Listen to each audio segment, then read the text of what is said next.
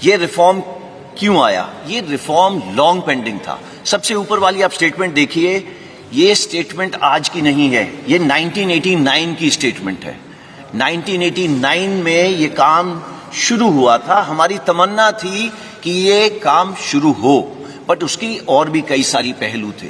वो चाहता था कि ऑफिसर की एज कम हो, कमांडिंग ऑफिसर की एज कम हो, टीथ टू टेल रेशियो कम हो, तो एक एक करके ये काम शुरू करा गया। कमांडिंग ऑफिसर की एज कम करी गई, जो हमारी टीथ टू टेल रेशियो है वो कम करी गई।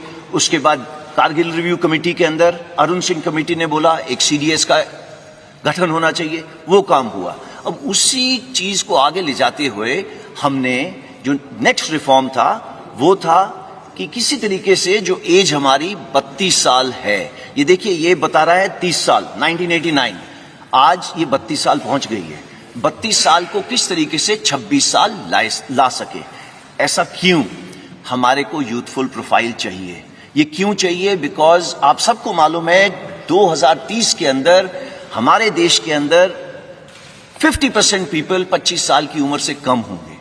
क्या ये अच्छा लगता है कि देश की सेना जो रक्षा कर रही है दे आर 32 ईयर्स?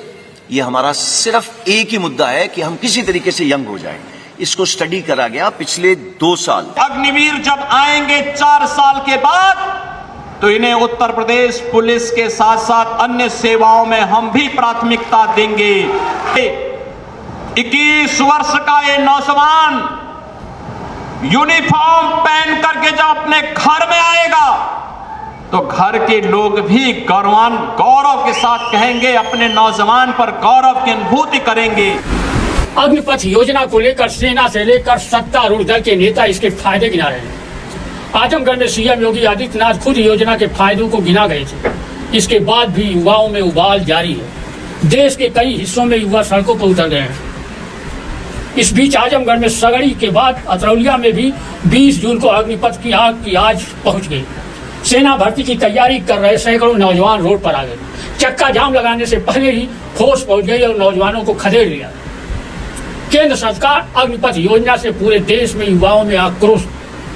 आजमगढ़ में अतरौलिया में सेना भर्ती के लिए तैयारी कर रहे सैकड़ों युवा सुबह अतरौलिया अस्पताल के पास राष्ट्रीय राजमार्ग को जाम करने के लिए जमा हो गए। पुलिस को इस बात की भनक पहले ही लग चुकी थी। फिर क्या था, मौके पर पुलिस के साथ ही सीआरपीएफ और सशस्त्र सीमा बल के जवानों को तैनात कर दिया गया। एसपी ग्रामीण सिद्धार्थ सीओ बुरहानपुर, लालता प्रसाद साहू, नायब तहसीलदार भी मौके पर पहुंच गए। राष्ट्रीय राजमार्ग जाम करने की योजना बना रहे युवाओं को समझाने बुझाने का प्रयास किया गया। ग्राम प्रधानों को भी बुलाकर युवाओं को समझाया गया। चक्का जाम पर उतारे युवाओं का कहना था कि केंद्र सरकार की इस योजना से हम युवाओं की जिंदगी बर्बाद हो जाएगी। 4 वर्ष की संविदा स्वरूप नौकरी से लोगों का भला नहीं हो सकता। सरकार इस पर पुनर्विचार करे और इसे वापस ले। इस दौरान आला अधिकारियों ने किसी तरह समझा बुझाकर नौजवानों को वापस भेजा। इसके बाद भी पुलिस प्रशासन शाम 5 बजे तक राष्ट्रीय राजमार्ग NH 233 पर पूरी तरह मुस्तैद रहा।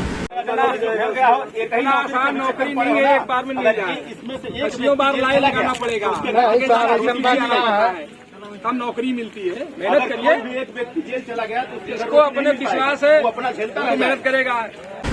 नायब तहसीलदार धर्मेंद्र सिंह ने बताया कि यहाँ पर केंद्र सरकार की योजना अग्निपथ को लेकर कुछ युवक सही तरीके से समझ नहीं पा रहे। विरोध में आए युवकों को अभिभावकों को बुलाकर यहाँ से खदेड़ना पड़ गया। क्या प्रकरण था, कैसी भीड़ लगी थी? यहाँ पे जो केंद्र सरकार की जो योजना है अग्निवीरों की, अग्निपथ योजना, और उसमें उसी को लेके यहाँ पे कुछ जो कि जैसा कि हर गांव हर क्षेत्र में होता है कि जो प्रैक्टिस करते हैं युवक, वही लोग इसके विरोध में, जैसे कि उनको भड़काया गया था, उस योजना को सही तरीके से वो समझ नहीं पा रहे हैं और उसी के विरोध में वो लोग यहाँ पे करीब कई गांव से लगभग 10 गांव से 100 की संख्या में रहे होंगे। और यहाँ पे जैसा कि पहले से ही पता था कि 100 सैया पे लोग वो करेंगे, जाम करेंगे, ये जो NH 233 है। लेकिन यहाँ पे हमारा प्रशासन जो है मुस्तैद था पहले से ही। उसके बाद उनकी भीड़ आई, उसको हम लोगों ने समझाया।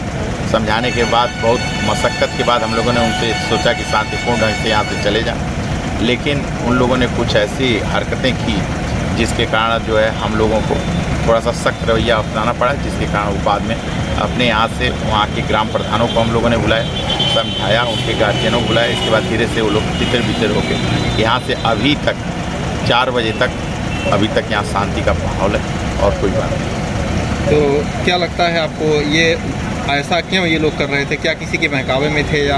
अब इसकी तो नहीं, लेकिन मुझे जहाँ तक लगा, जो मैंने वार्ता किया उससे लगा कि ये थोड़ा गुमराह होता है। हर व्यक्ति अपना स्वार्थ पहला देखता है, उसके तहत ये लोग इस योजना के सही पहलुओं को नहीं समझ पा रहे हैं और अचानक विरोध होता है।